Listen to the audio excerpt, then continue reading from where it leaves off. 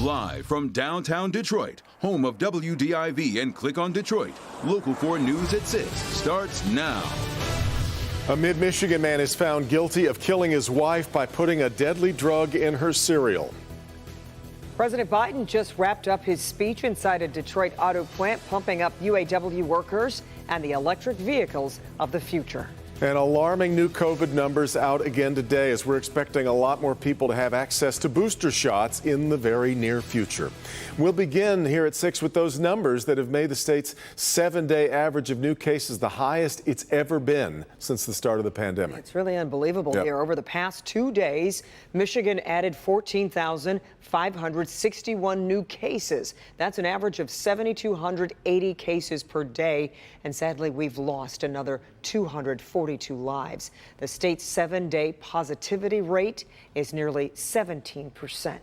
Vaccination efforts are continuing for children. The White House says about 10% of children ages 5 to 11, about 10% have received their first dose. Pfizer booster shots could be available to all adults as early as this weekend. With the Thanksgiving holiday approaching, a lot of people wondering if they're a good idea. Dr. Frank McGeorge here with a closer look at the basics when it comes to boosters. Doc? Yeah, so Kim and Devin, the FDA is expected to authorize Pfizer boosters for anyone age 18 and up as early as tomorrow. And the CDC is going to meet on Friday to weigh in as well. But I know from the questions that I'm hearing that there is still a lot of confusion about who needs a booster and why. A booster dose is already recommended for about 60% of adults, including everyone over age 65, any adults with underlying health problems or a higher risk of exposure, and everyone who received the one-dose Johnson & Johnson vaccine. There is growing evidence that those who were vaccinated first are becoming less protected over time. Although the highest risk are those people who are unvaccinated, we are seeing an increase in emergency department visits among adults age 65 and older, which are now again higher than they are for younger age groups. If it's been at least 6 months since you were vaccinated, a booster dose can help boost antibody levels back up. That's especially important for preventing breakthrough cases in high-risk people. We also have new data that look at COVID-19 cases in long-term care facilities from our National Healthcare Safety Network. When we compare rates of COVID-19 disease between those who are vaccinated with 2 doses and those who have received a booster dose, the rate of disease is markedly lower for those who received their booster shot, demonstrating our boosters are working.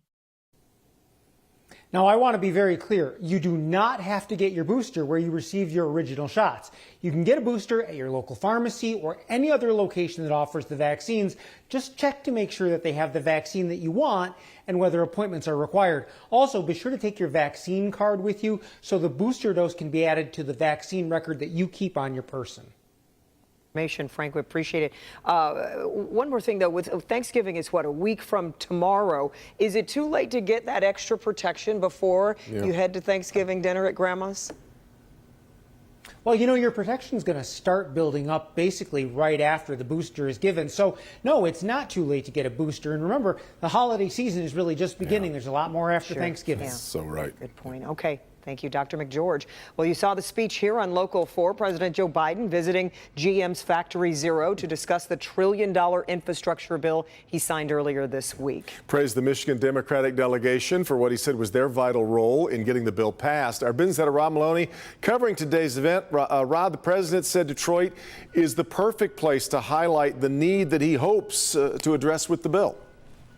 That's right, Devin, and he also couldn't say enough good about the vehicle you see behind me, although just barely, that Hummer down there, the EV Hummer. He said it was a great vehicle. He took it for a spin, but he also talked about Mary Barr's decision to build that vehicle and how it changed the auto industry. God, it's good to be back in Detroit.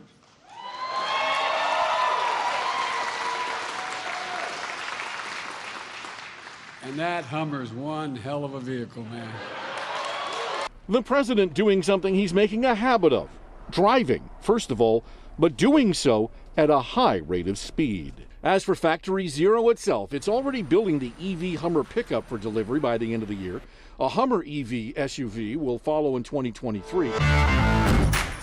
But GM's also planning to build the Silverado EV pickup here too. It's four-wheel steering a hot point of difference, and this short teaser video shows a see-through roof to compete against the Rivian R1T and the F-150 Lightning. Mr. President! This sucker's quick. The president himself drove in Dearborn last May.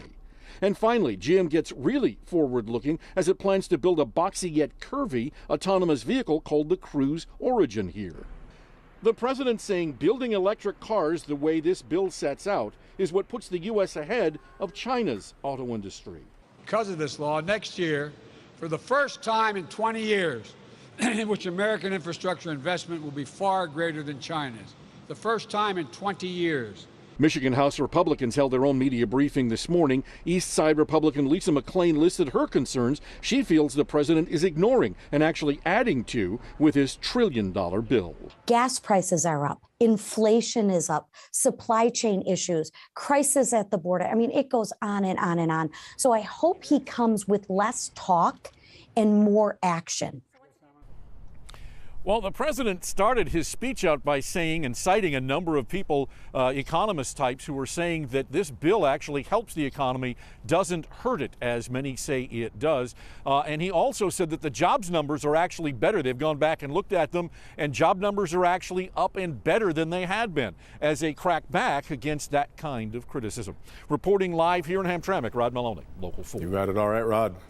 Well, there are a lot of honest buyers and sellers on Facebook Marketplace, but a few of those sellers recently learned the hard way about what can go wrong. One man is facing charges for robbing people after setting up meetings to buy cell phones in at least 6 local communities. Local 4 defender Sean Lay is live with a look at the scam and how to avoid it. Hi, Sean. Hi, Kimberly. Good evening to you. We're learning a lot about this and a lot about how to protect ourselves. You know, so many of us buy and sell things on Facebook Marketplace. iPhones, very hot right now. Police will always say, look, protect yourself, make the sale inside a police department lobby. But something we actually didn't think about today is how you take pictures of your items. Say I want to sell my Detroit versus Everyone backpack. How you take pictures for your ad could actually make you a target without you even knowing it.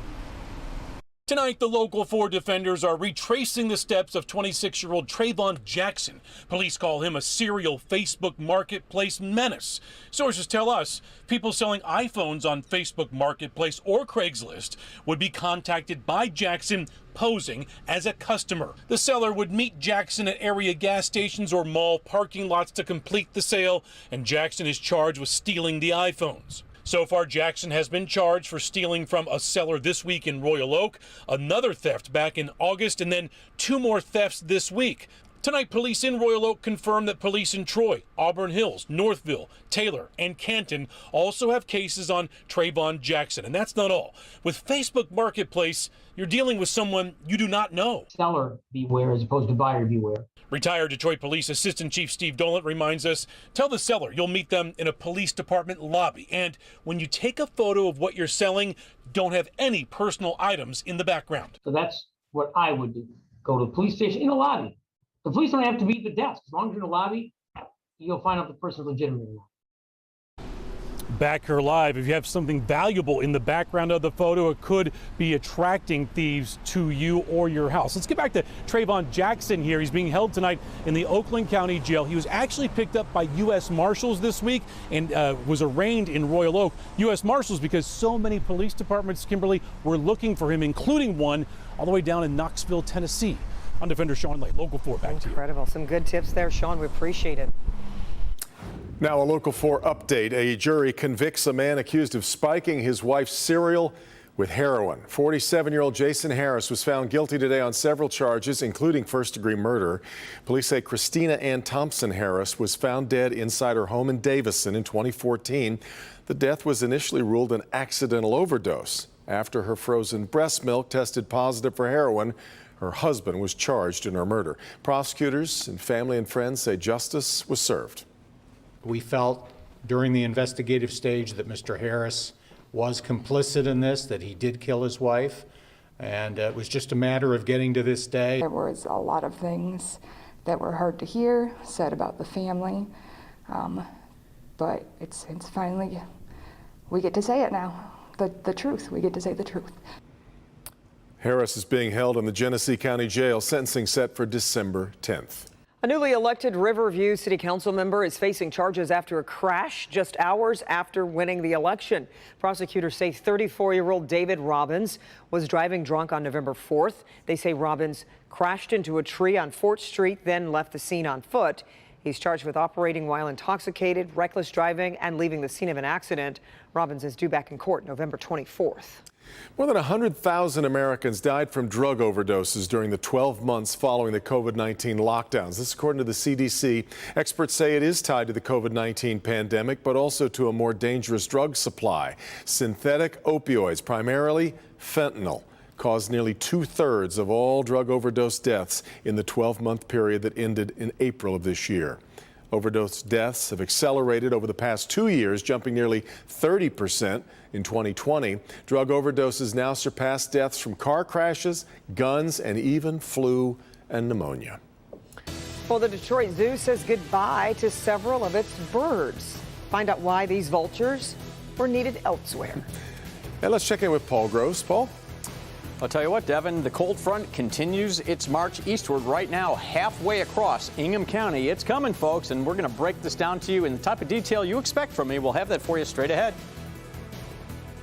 We already know the holiday shopping season is among us, and there are some supply chain issues, but coming up, we tell you why local businesses say they're not having an issue with that and how they can help you complete your holiday list.